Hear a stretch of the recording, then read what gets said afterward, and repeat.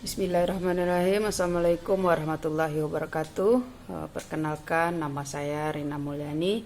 Sekarang sedang menjalani pendidikan di Universitas Muhammad Nasir dengan prodi Administrasi Publik, dan pada saat ini masih pada semester 2, sedang menjalani semester 2. Pada saat ini saya akan mencoba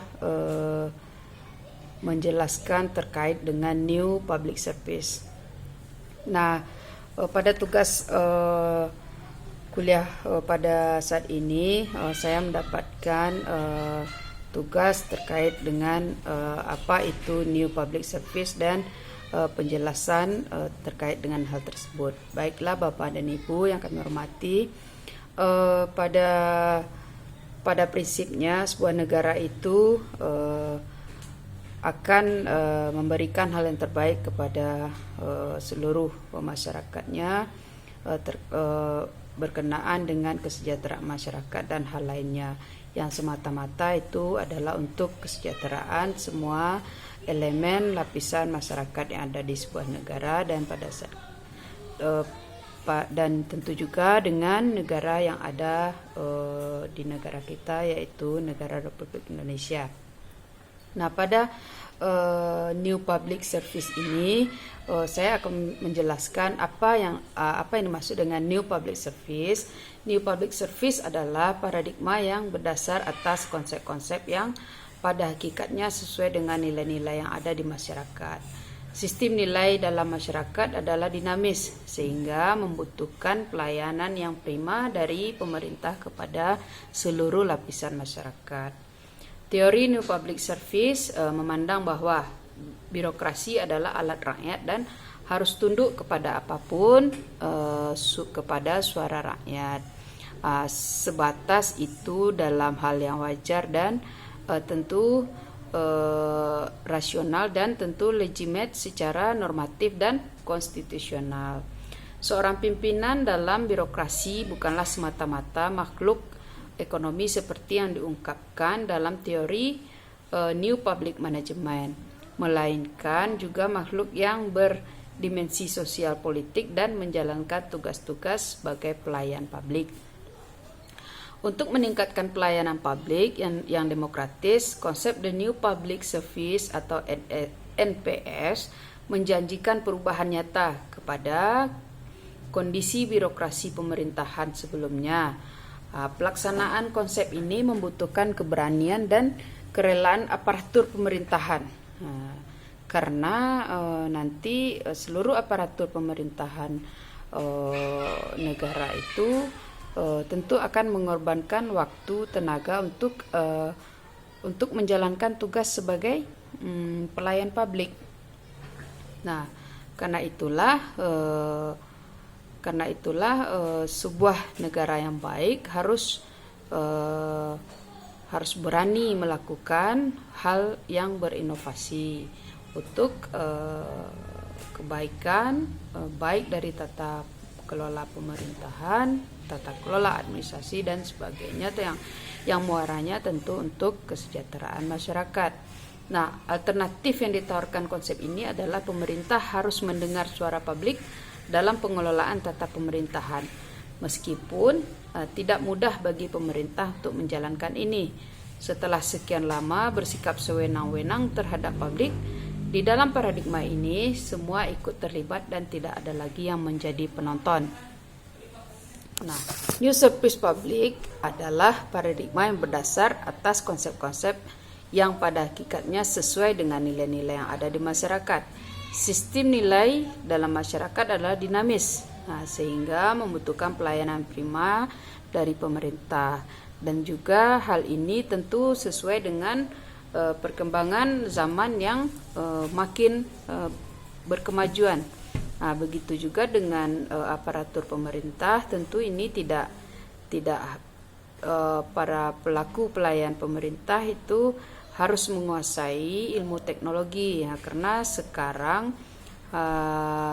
semuanya pelayanan sepertinya memang sangat bagus atau tepat guna jika kita menggunakan jaringan internet. Nah, contohnya pada inovasi-inovasi yang dilahirkan oleh setiap pemerintah itu banyak, apalagi dalam segi pembuatan administrasi yang harus dijalankan oleh penduduk yang ada di suatu desa atau nagari. Dengan adanya new public service ini, semua lapisan masyarakat tentu diharapkan tidak lagi mendapatkan pelayanan yang bertele-tele atau lama dalam mengurus suatu urusan yang harus dilaksanakannya. Nah, contohnya dengan sekarang banyaknya lahir aplikasi-aplikasi yang ada di setiap institusi pemerintahan yang memberikan pelayanan publik, itu sangat mempersingkat atau bisa memangkas rentang waktu yang akan dijalankan oleh masyarakat itu sendiri dibandingkan dengan sebelum adanya inovasi-inovasi yang lahir.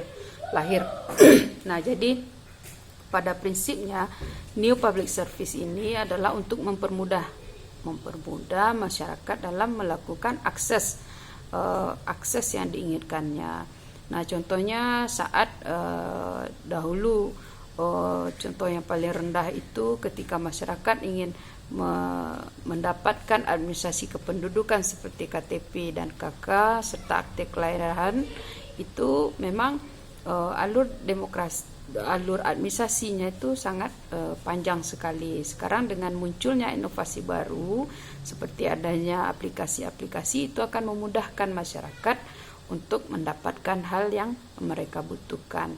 Nah, sejauh ini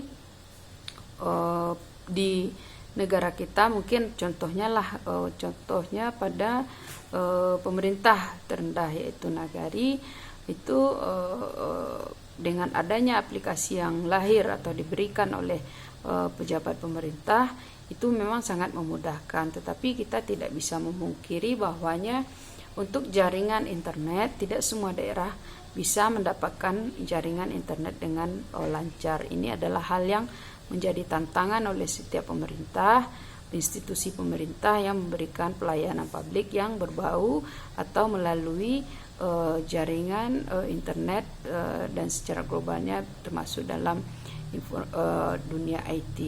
Nah, selain itu prinsip-prinsip new public service yang ditawarkan DenHAT dan DenHAT 2003 adalah yang pertama melayani warga negara, bukan customer. Nah, ini menurut saya, apa yang dimaksud melayani warga negara bukan customer adalah setiap aparatur pemerintah ini melayani dengan hati yang tulus, hati yang baik pada setiap warga negara yang ingin mendapatkan pelayanan. Yang kedua yaitu mengutamakan kepentingan publik. Ini sudah sangat jelas sebagai seorang pelayan publik, kita harus mengutamakan kepentingan publik daripada kepentingan pribadi dulu atau golongan. Nah, yang ketiga yaitu prinsip dari new public sendiri adalah kewarganegaraan lebih berharga daripada kewirausahaan. Ini juga tidak harus, kita juga harus mendahulukan berharga dulu kewarganegaraan daripada kewirausahaan kita. Nah, selanjutnya prinsip new public service itu sendiri itu berpikir strategis, bertindak demokratis. Nah, ini juga sangat prinsip bagi new public service. Yang kelima yaitu tahu kalau akuntabilitas bukan hal sederhana. Nah, ini diharapkan semua yang akan memberikan new public service menjalankan prinsip-prinsip ini. Yang keenam yaitu melayani ketimbang mengarahkan. Jadi kita selaku aparatur pemerintah memberikan pelayanan, bukan kita mengarahkan saja, tetapi kita memberikan pelayanan kepada masyarakat yang ingin mendapatkan servis dari aparat pemerintah. Nah, yang ketujuh yaitu menghargai manusia, bukan sekedar produktivitas.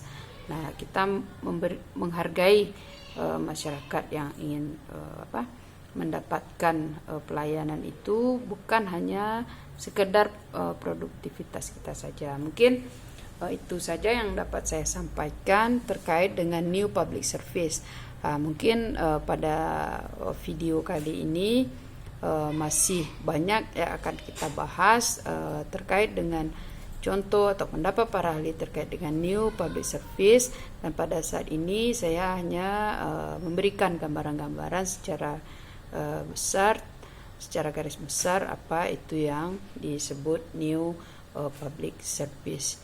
Demikianlah video yang ingin saya sampaikan. Billahi taufiq wa hidayah. Mohon maaf jika ada salah kata atau penyampaian. Assalamualaikum warahmatullahi wabarakatuh.